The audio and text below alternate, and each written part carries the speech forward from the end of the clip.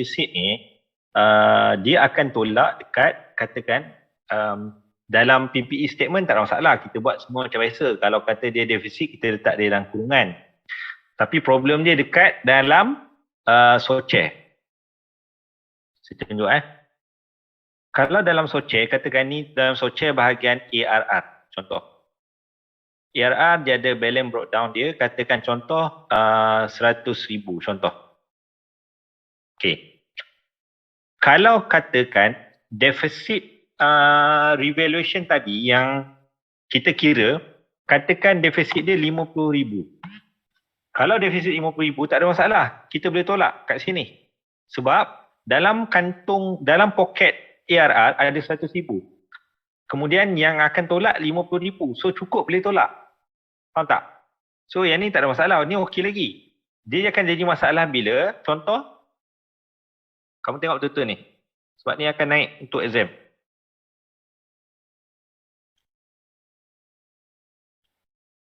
Okey, katakan yang nilai defisit katakan lebih daripada 1,000. Contohnya dia akan jadi 120,000.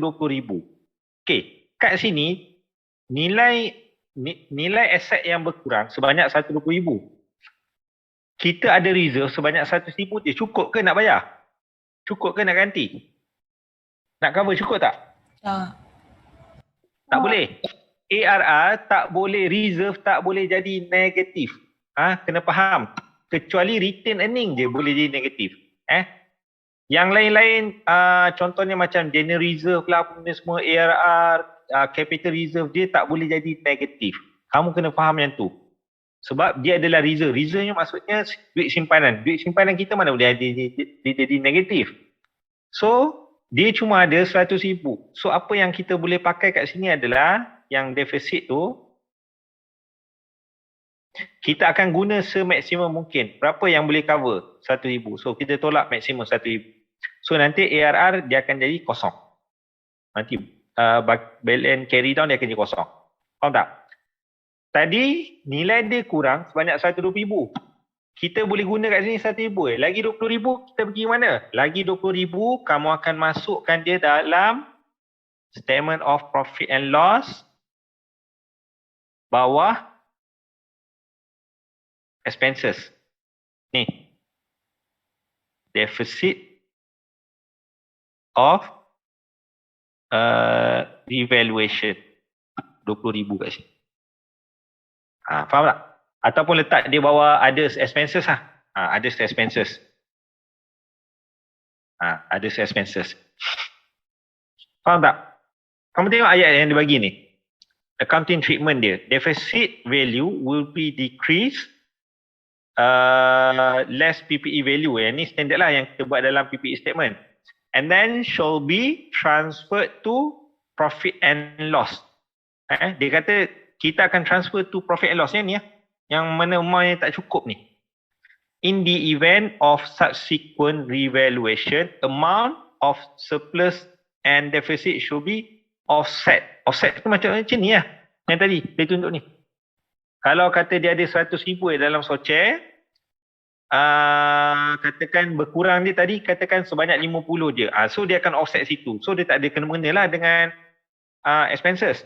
Tapi disebabkan kalau dia tak cukup nak offset ni, maksudnya dia nilai reserve tu tak cukup nak cover nilai yang berkurang tu, defisit tu, defisit aset tu. Bila tak cukup, so that's why dia akan hantar ke dalam ni. That's why dia kata in between ARR and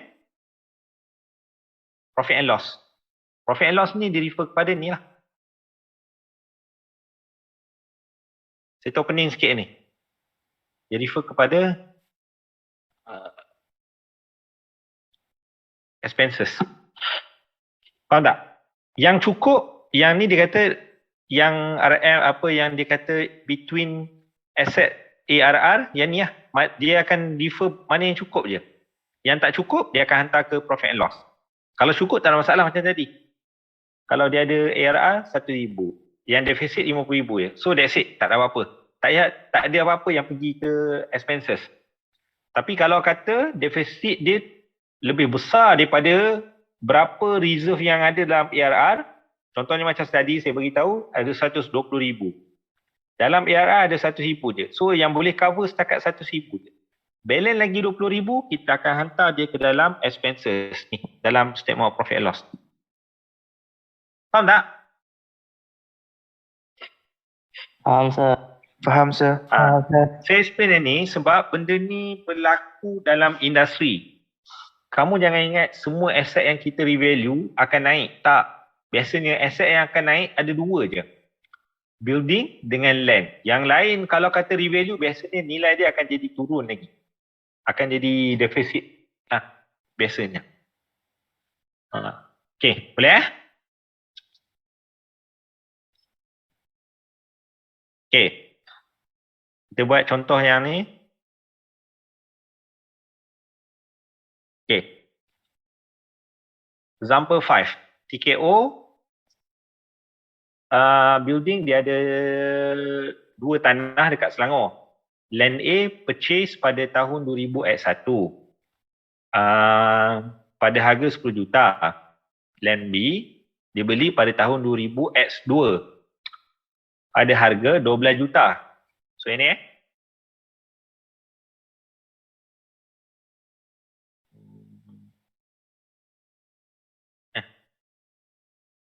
A 10 juta.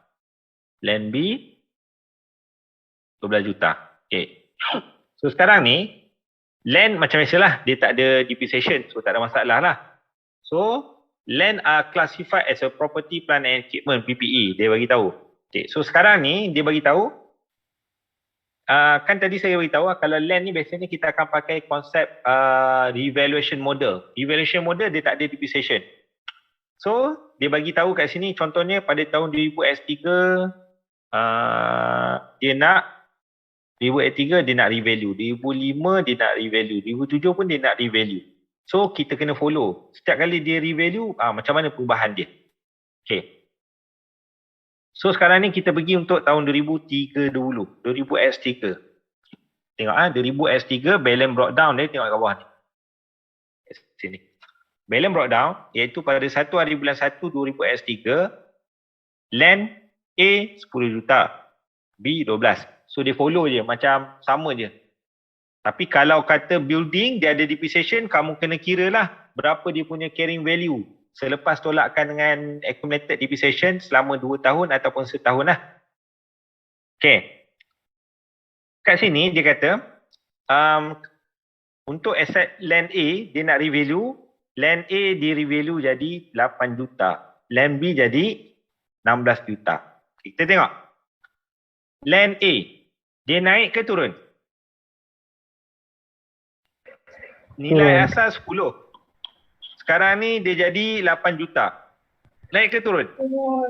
Turun. So tengok. Tengok Yang ni. Dia buat okey. Yang ni adalah nilai yang revalue. Ni nilai revalue. So 8. So 10 tolak 2 maksudnya dia defisit lah. Defisit sebanyak 2 juta. Jadi 8. Untuk land B pula daripada 12 dia jadi 16. So 12 jadi 16 maksudnya dia naik sebanyak 4. So that's why 4 tu positif. Sebab dia surplus. 16 juta. Okay. Kemudian dia bawa pula untuk tahun 2000X5. Ini. X5 dia dah jadi 12. Okay, dengar ni baik-baik. Bila kita revalue, kita dah tak pakai dah figure lama. Maksudnya yang 10 juta ni kita tak pakai dah nanti. So nilai kos baru untuk land A adalah 8 juta. Start daripada 2000X3. Sama dengan MB. Jadi 16 juta. Dah tak pakai dah nilai yang lama. Sebab kita sekarang ni pakai konsep revaluation. So kita mana yang revalue, tu kita pakai tu. Kemudian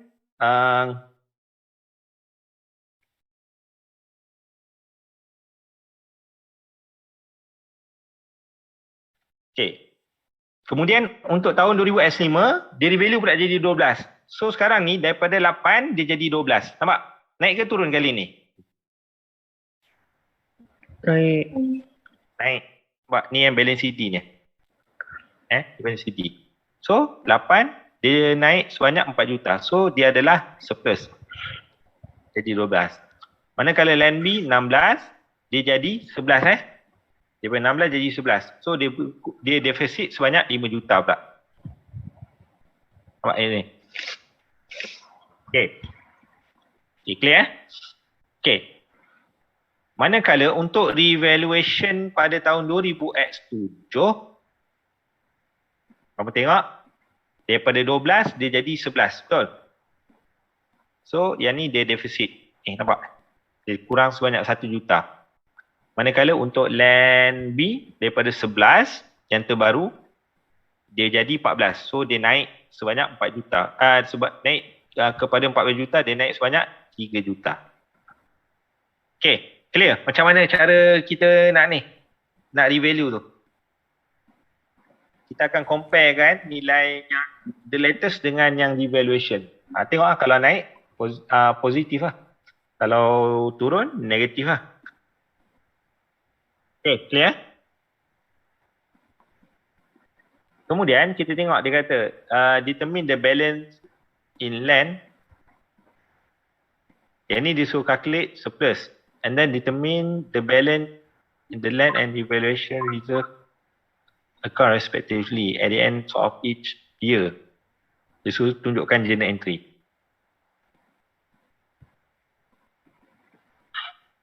Kalau journal entry buat macam biasalah. Ni contoh journal entry. Kalau dia naik, dia akan meningkatkan land lah. Ni kita buat dulu, katakan contoh saya buat yang ni. 2013 ni. Okay, land A turun ke naik? Turun. Turun. Okay. Bila turun dia akan sifat dia akan jadi terbalik. Credit land, debit ARR. Faham tak? Yang ni 2 juta. Ni land A. Kemudian untuk land B, bila dia naik kan sebanyak 4 juta. So dia akan ikut rumah dia. Sebab land akan bertambah. Bila land bertambah, so dia akan ikut rumah dia iaitu debit. So land B 4 juta dan credit ARR 4 juta. Macam tu lah. Kalau dia offset balik dalam ARR nanti dia akan ada satu positif 4 juta, satu lagi negatif 2 juta. So nanti dalam ARR akan ada baki sebanyak lagi 2 juta lah kalau kata untuk 2000S3 ni. Okay, boleh 2000S5 dengan ni sama je, buat sama je. Boleh? Boleh. Okay, ada apa-apa tanya?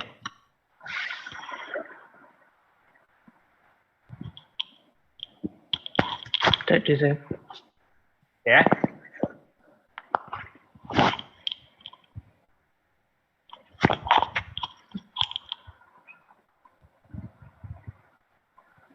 Okay, depreciation. Depreciation ni saya nak go through very fast lah sebab dia simple je. Dan korang biasanya korang dah face benda ni. Okay, untuk depreciation pula,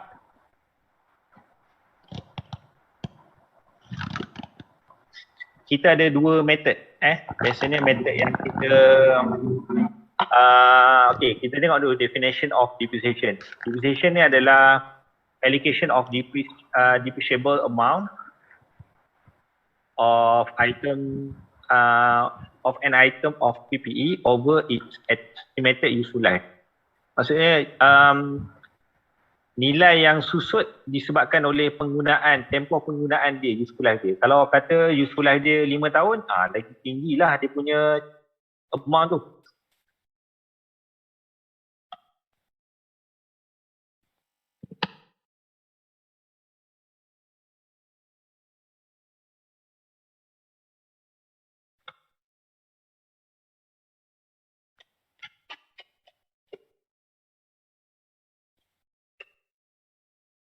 Okay. Kemudian kita tengok untuk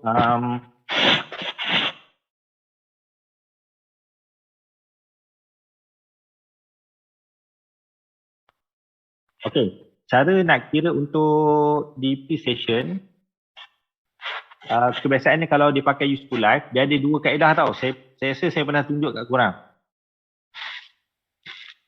Yang pertama sekali nak kira depreciation untuk setahun,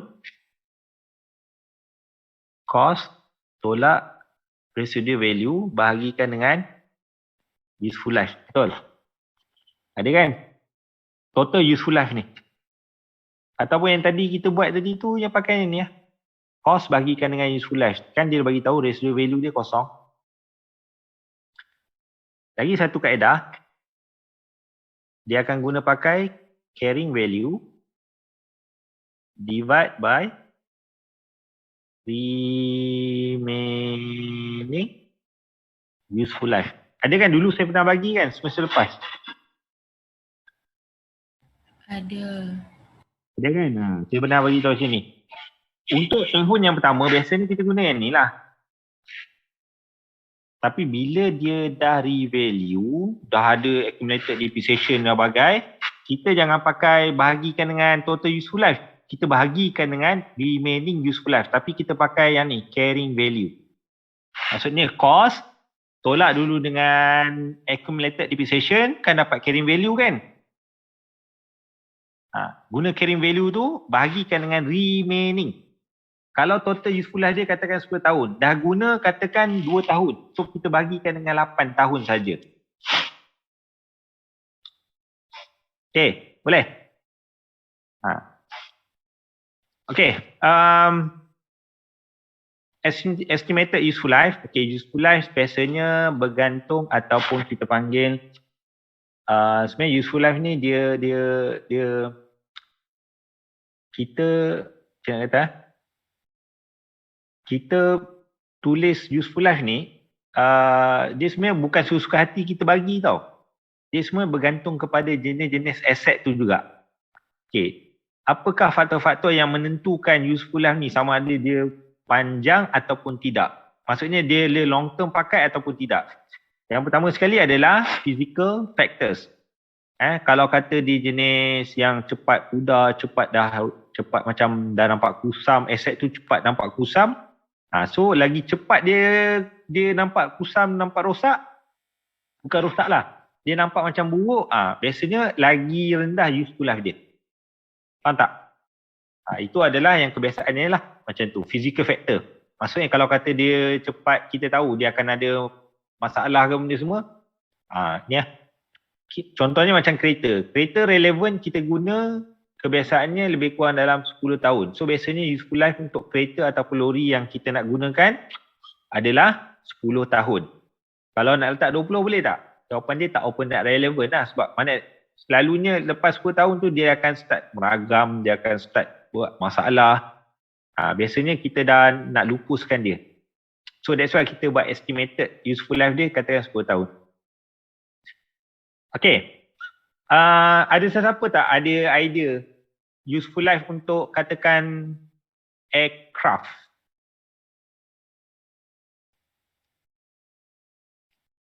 Aircraft. Kapal terbang. Ada tak idea? Berapa tahun? Agak-agak. 5 tahun ke 10 tahun ke berapa tahun? Agak-agak. 10 kot. Ada yang kata 10. Lagi?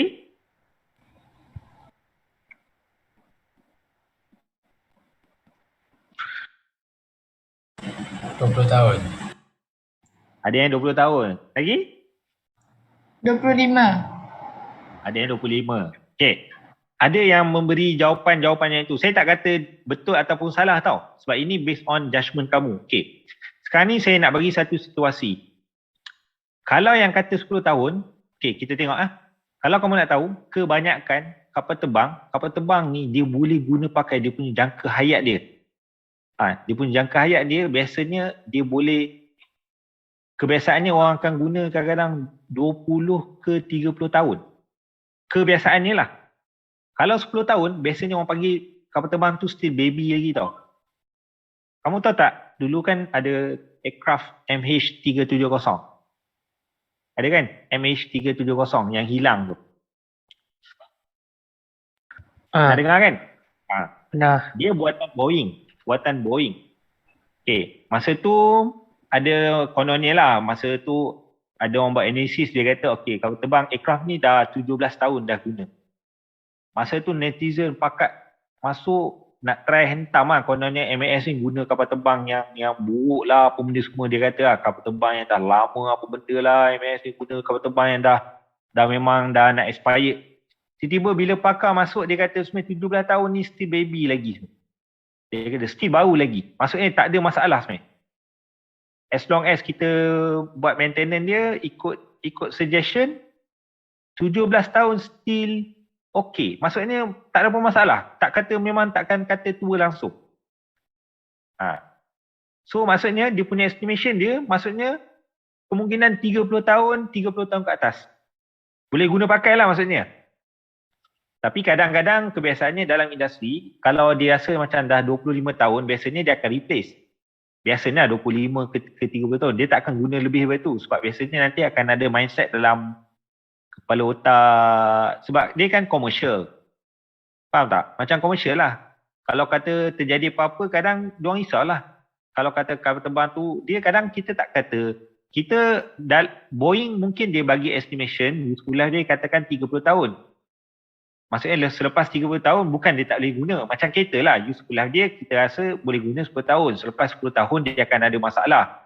Kereta okey lagi lah. Kalau dia mau masalah dia, kalau kata kegagalan function dekat jalan raya, dekat darat. Kalau kata aircraft, kegagalan dia kat udara. So dah sasar kalau ada kegagalan ke apa benda semua, dia akan crash. So that's why biasanya kadang-kadang 25 tahun ataupun sampai ke 30 tahun je lah biasanya yang kita akan guna pakai. Biasanya. Tapi tak bermaksud kalau kata lebih 30 tahun tu dah kata memang dah uzur teruk-teruk, tak. Still boleh pakai lagi. Aircraft memang jangka hayat dia memang lama. Okay, saya nak tanya pula. Submarine. Korang tahu tak submarine yang Indonesia yang apa tenggelam tu? Siapa tahu? Berapa tahun?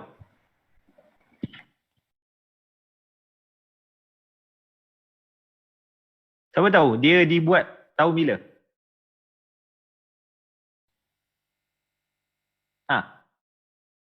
Nanggala tu. Yang Nanggala. KRI 402 Nanggala. Agak-agak dia berapa tahun? 40. 40 tahun. Kenapa kamu kata 40? 40 maksudnya tahun bila?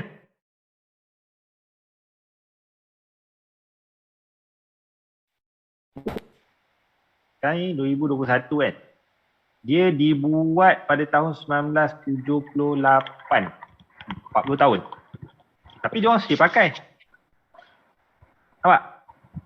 Submarine 40 tahun tu biasa je sebenarnya. Tapi memang dari segi teknologi je lah, dah outdated, itu je lah. Submarine Malaysia yang kata tak tenggelam-gelam. Tak tenggelam. Korang pernah dengar kan dulu isu dia? Submarine Malaysia. Kononnya Malaysia beli dulu, Malaysia beli apa lah, submarine teruk lah, apalah. Tahun bila?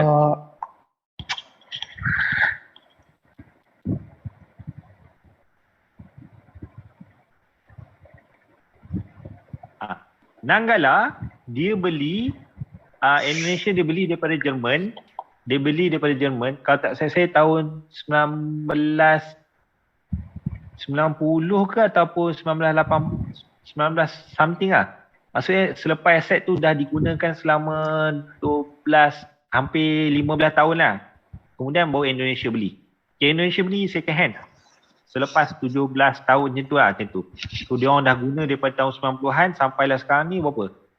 Dah 20 tahun lebih. Betul tak? Kan? So, submarine Malaysia pula macam mana? Skopin. Apa ada idea? Korang pernah dengar kan?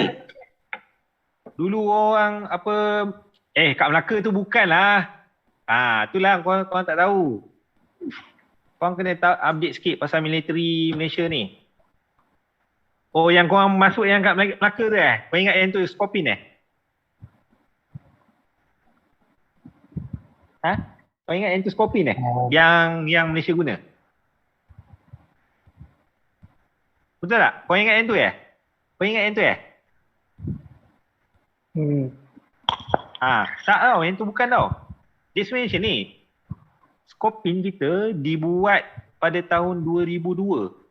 Okey, kalau tahun 2002, dibuat pada tahun 2002, kita tempah masa tu tahun 2006. Kita dapat masa tu tahun 2006. So sekarang ni daripada tahun 2006 sampai ke sekarang, agak-agak baru berapa tahun? Baru berapa tahun? Skopin kita. 15. Dah tua ke belum? Belum. Belum. Belum. Sebab masa tu memang even saya pun masa tu mungkin kita digembar-gembur kononnya Skopin yang kerajaan Malaysia beli masa tu kononnya tak boleh selam lah apalah. Masa tu kan ahli politik kan gila sikit kadang-kadang. Tak boleh selam lah apalah semua. Rupanya kalau lah katakan kamu buat ground research pasal Skopin, dalam kelas dia antara teknologi, kalau kata dekat Asia Tenggara ni, kita punya submarine nombor 2 terbaik sekali. Kita punya submarine, Skopin. Yang pertama Singapura lah. Singapura dia ada yang submarine yang ni lah. Maksudnya antara mungkin dia tak jauh hebat pun dengan Skopin. Tapi sebab dia ada satu lagi teknologi lah yang menyebabkan dia lebih sikit je daripada Malaysia. Daripada Skopin. Dia punya teknologi dia lah.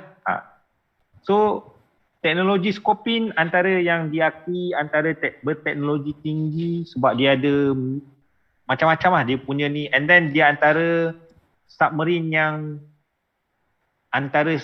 yang paling senyap di dunia. Faham tak? Dia submarine ni kalau kata korang pernah tengok cerita-cerita yang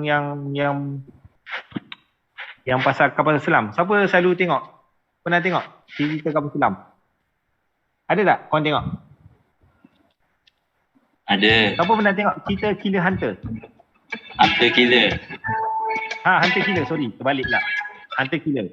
Kalau korang tengok, okay, saya suggest korang tengok, kalau kata submarine yang antara best, korang boleh tengok topik, tajuk Hunter Killer. Korang tengok, dalam tu, biasanya, submarine ni, kelemahan dia adalah, walaupun dia berada di bawah, di dasar, tapi kapal-kapal yang berada di atas, dia boleh detect kapal selam yang berada di bawah dengan bunyi sound. Faham tak? Sebab tu paling penting untuk submarine ni adalah submarine yang paling senyap.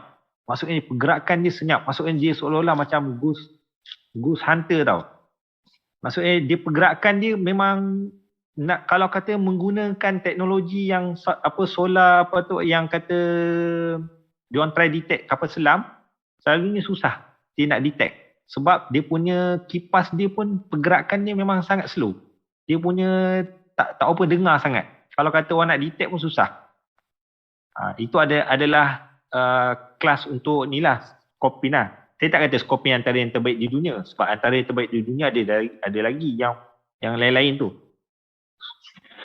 So kita kena tahu lah kita punya teknologi. Sebenarnya kita beli pun teknologi antara yang tercanggih jugalah. Tapi mahal lah, bapak mahal gila lah submarine tu. Okay. Yang kata, yang korang tengok kat Melaka tu, korang tahu tak yang tu submarine tu,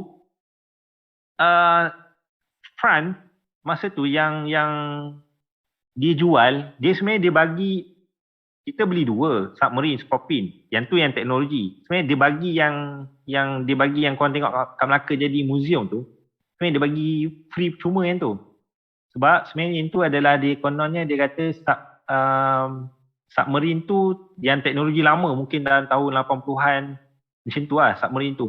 Tapi kerajaan France masa tu dibagi yang kapal selam tu sebab dia bagi untuk kalau kata kita nak gunakan kapal selam untuk tactical punya ni lah. Macam contohnya untuk digunakan untuk test-test ke apa benda semua. Submarine tu boleh diguna pakai. Tapi teknologi lama lah. Tapi masa tu mungkin kerajaan Malaysia pakai sekejap 5 tahun je submarine tu. Lepas tu yang dia buat jadi museum terus. Okay. Boleh? Sebab tu saya kamu kena faham tau. kadang-kadang kamu ingat sesuatu aset tu dia bergantung kepada, yelah kadang kamu ingat aset tu hanya motor vehicle, benda-benda yang kecil-kecil. Tak, kamu kena fikir yang benda yang besar-besar. Sebab kamu dah bachelor level. Kalau diploma level, yes, saya akan kecilkan pemikiran kamu. Yes, aset sekadar contohnya furniture, apa lagi? Contohnya macam perabot yang bodoh-bodoh tu. Setakat macam tu je lah level diploma saya akan explain. Tapi untuk level degree, korang kena ada satu idea yang lebih luas. Kamu kena tengok dunia yang sebenar. Ni yang paling penting. Okay. And then nombor 2 adalah technological factors. Teknologi. Benda-benda yang berkaitan dengan teknologi, lagilah useful life dia paling pendek. Unless kalau kita pakai teknologi, contoh handphone lah. Kalau handphone yang 4G, agak-agak relevan tak kita nak letak useful life dia lama? Relevan tak? Kita nak letak dia 5 tahun.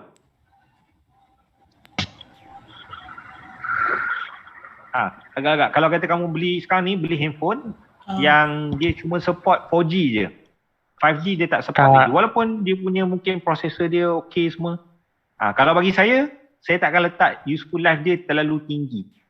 Sebab teknologi sekarang ni dah beralih kepada 4G, kepada 5G.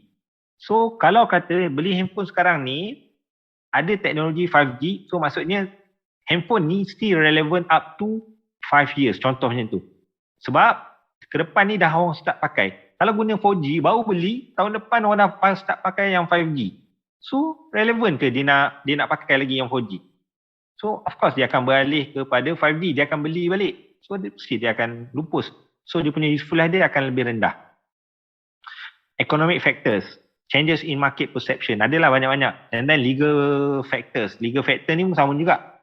Contohnya, kenapa tadi saya kata kereta, motor vehicle, biasanya useful life dia adalah sebanyak biasanya 10 tahun.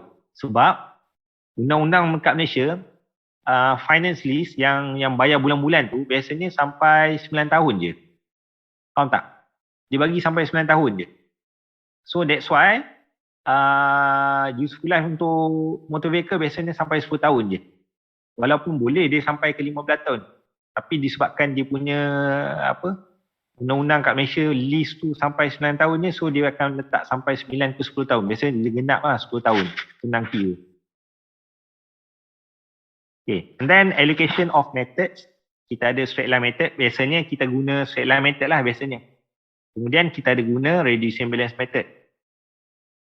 Reducing balance method ni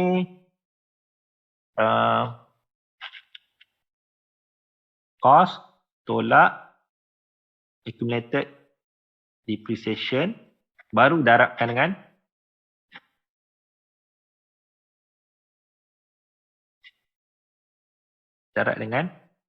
percentage. Kalau reducing balance method. Ataupun dalam erti kata yang mudah, carrying value darabkan dengan percentage. Carrying value Kalau straight line method, cost darab terus dengan percentage. Okay, boleh?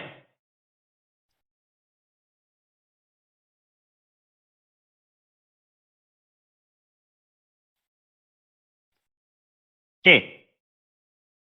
Sekarang ni kita ada masa 15 minit. Saya bagi kamu 15 minit, kamu buat yang example nombor 6 ni.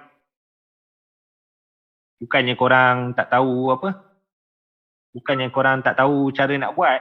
Korang tahu nak buat. Tapi saya nak korang asah dulu, tak buat. Okay. Saya bagi masa 15 minit.